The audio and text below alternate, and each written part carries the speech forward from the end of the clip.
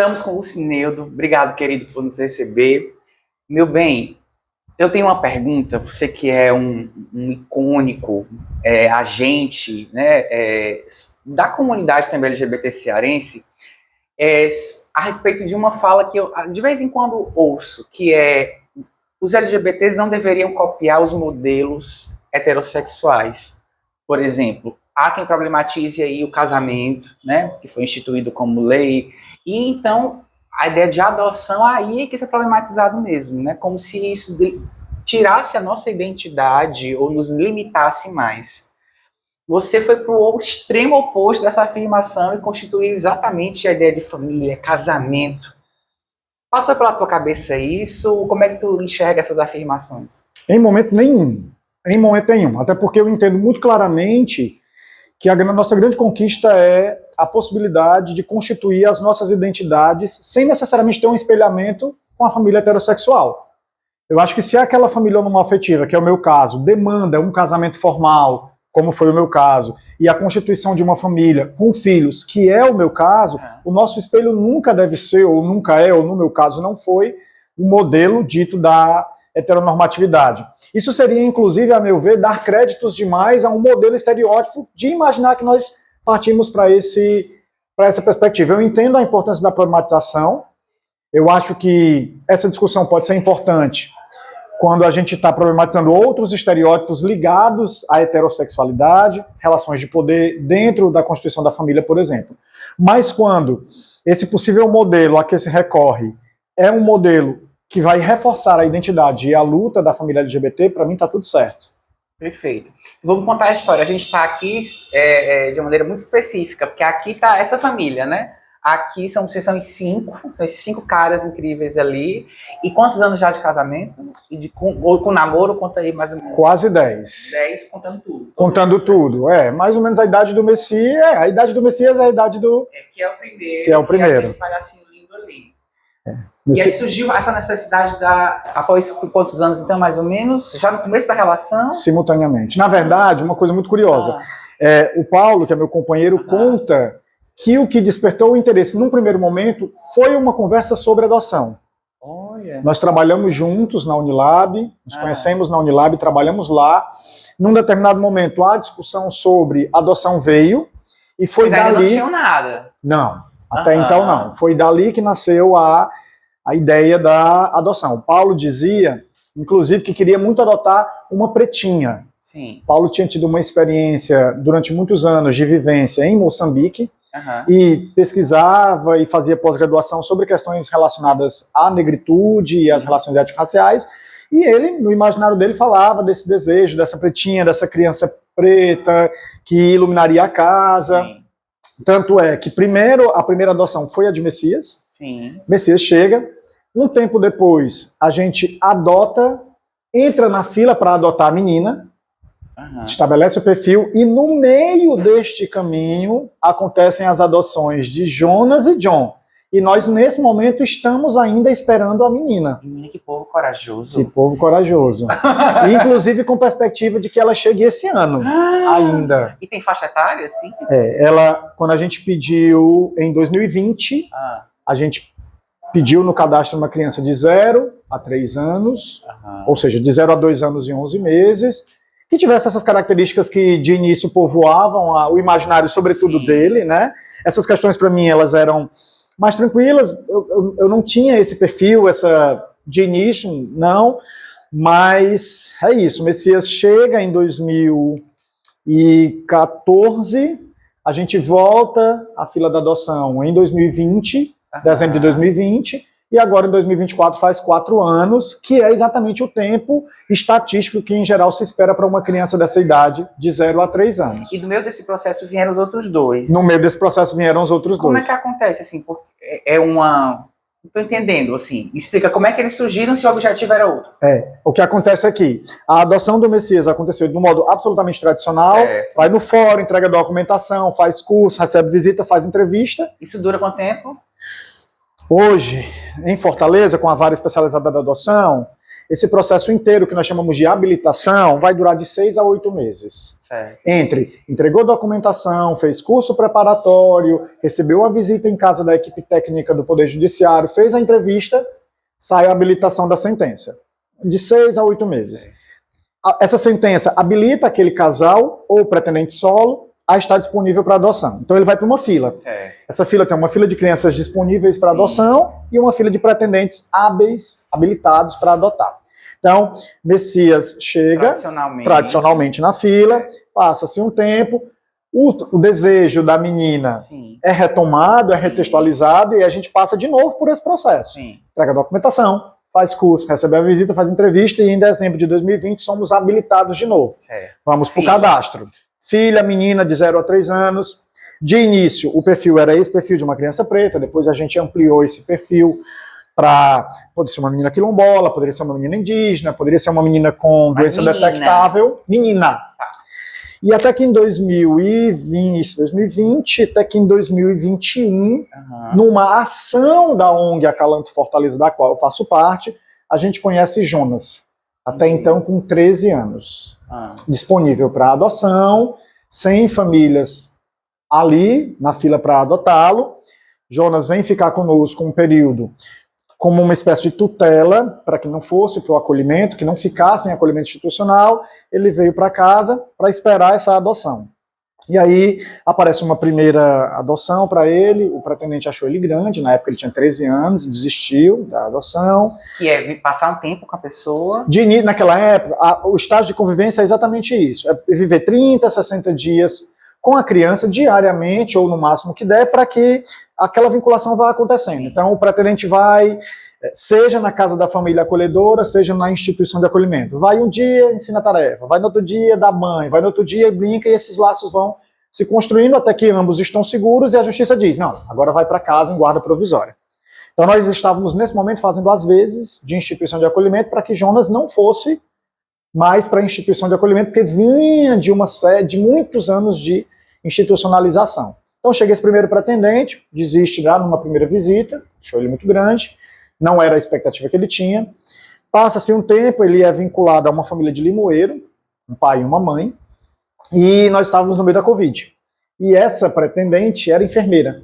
Então esse encontro nunca acontecia, porque ela precisava ir para o plantão, tinha que ficar de quarentena. Então, devido ao fato de nós estarmos numa emergência sanitária, a pretendente nunca conseguia. Sim. E aí a gente ficou nessa, dia, até que um dia ela disse que queria levá-lo em definitivo para Limoeiro. E eu disse que não, né? Como naquele momento nós éramos os responsáveis legais por ele, a gente disse que não, porque era muito arriscado, se fosse não desse certo, o que ia acontecer? E aí ela desistiu. Ela disse, não, então sendo assim, como eu vou precisar ir a Fortaleza várias vezes para essa aproximação, eu prefiro não. E aí foi nesse momento que a gente decidiu pela adoção.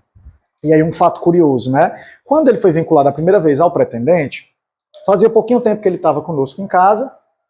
Então quando o fórum liga e diz, olha, casal, tá indo uma família aí, tá indo um pretendente aí conhecer, cuidem façam esse meio de campo aí para que essa vinculação dê certo. Nessa primeira tentativa foi tudo ok. Do ponto de vista emocional, a gente agiu tecnicamente. Na segunda já não foi assim.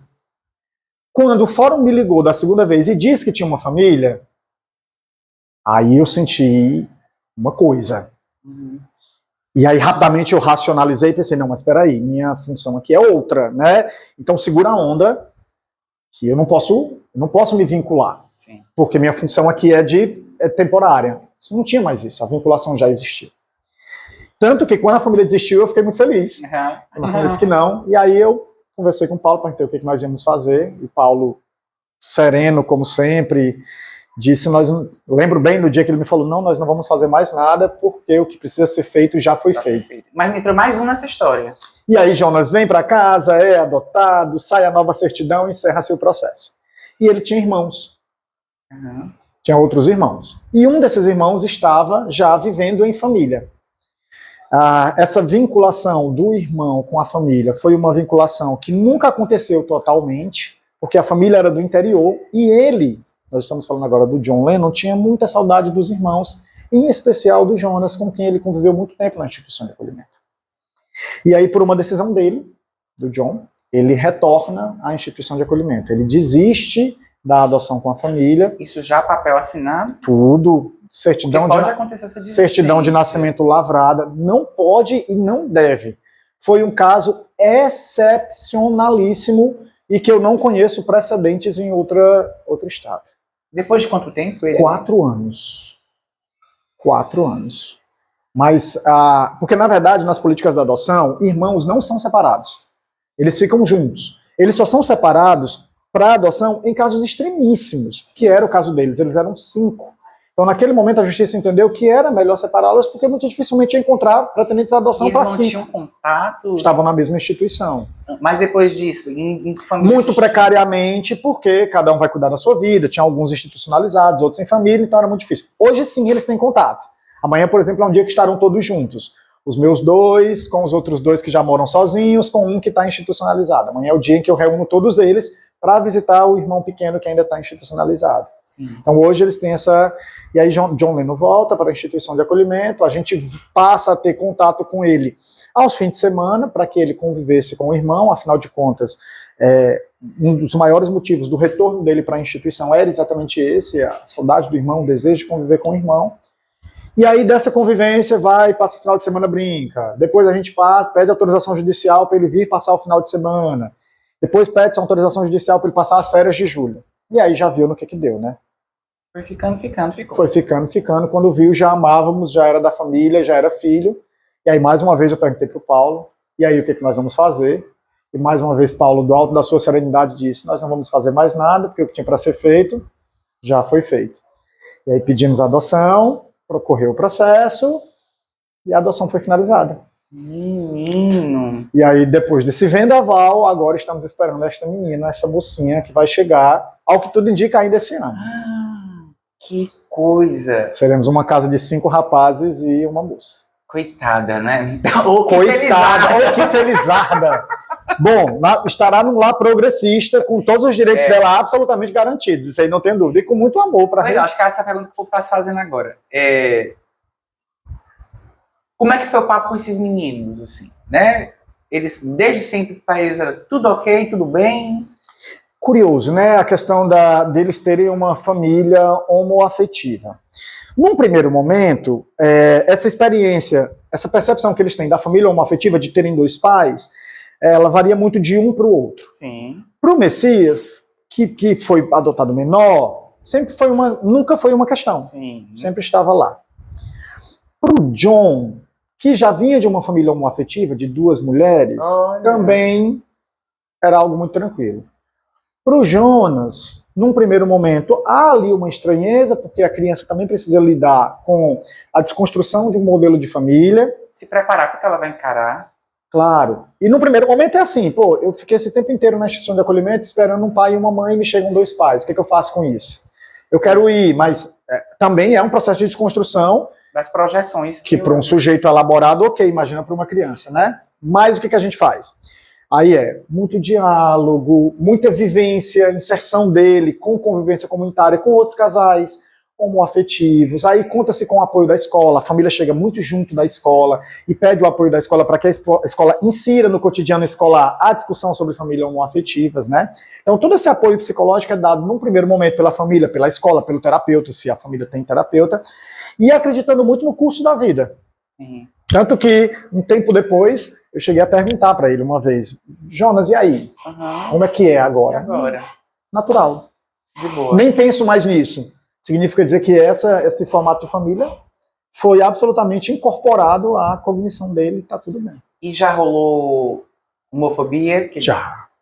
Nós já sofremos, a gente já precisou enfrentar a homofobia através do combate ao bullying na escola. Né? A gente já enfrentou de precisar ir à escola porque coleguinha A usou o modelo da família como recurso para xingamento. Porque você tem 2 pais, porque você é viado, porque você não tem mãe. A ideia é isso, que eles também são gays. Sempre assim, é o clássico, sim, né? Sim, e eu sempre brinco. Gente, não funcionou. Os meninos estudaram na escola progressista, cresceram ouvindo todas as divas. E os 3 super héteros. Totalmente. Que maravilha. Isso vai ter que ir pro Instagram, né? Eu acho que isso tem um corte. Tem que ter. Olha, todo o investimento, anos e anos com essa galera escutando Beyoncé, Madonna, não foi o suficiente. Brincadeiras à parte, isso é a prova absolutamente cabal, que já é óbvio que as pessoas são pessoas. Eu venho de uma família nuclear com um pai absolutamente machista dentro desses estereótipos. Direto da Barra do Ceará. Direto, demais, demais, demais. Assim, um homem para quem que me dizia não passa a mão no cabelo. E isso, obviamente, não foi determinante para a minha orientação sexual. Foi determinante para que eu ficasse no armário durante muito tempo. Para que eu ficasse no armário até conhecer Paulo Garcia, que foi meu primeiro companheiro, meu primeiro namorado.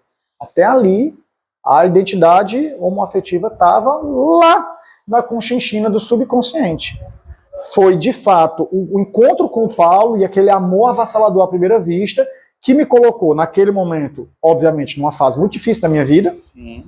Quantos anos? 25 para 26. Sim. Então, era lidar com muita coisa, Sim. de uma vez só, né? Tem uma identidade construída, consolidada, que precisa ser desconstruída, desconsolidada. Como é que eu conto isso para a família? Como é que eu faço isso? E então, gostou da nossa conversa? Saiba que ela continua aqui no canal com outros vídeos e, claro, no livro 24, com contos e crônicas sobre a comunidade LGBTI+, no Ceará.